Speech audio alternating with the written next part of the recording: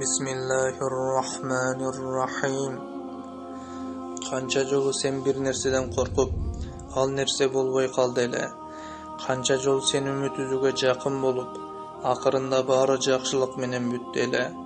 Канча жолу абалдан чыгууга жол жоктой сезилип, бирок акырында ал абалдан чыкканга жол ачылды эле. Канча жолу үстүңдө булут айланып, бирок башыңа чагылган түшпөй калды.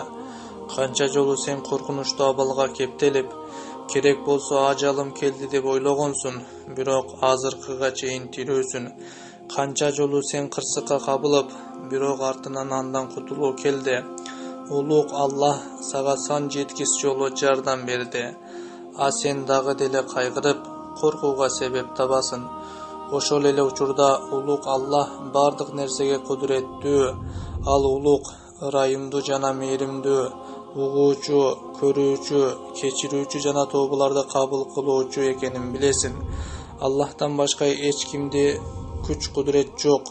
Ла хаула ва ла куввата илля биллах деген сөз сенден кайгыны алыс кууп, башыңа келген бардык сыноолордон өтүүгө жардам берет. Бул сөздөрдү көп кайталап жүр, анткени алар бейиш казыналарынын бири.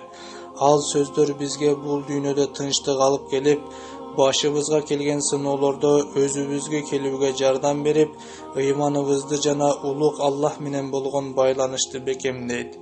Албетте Аллах тобокел кылуучуларды жакшы көрөт.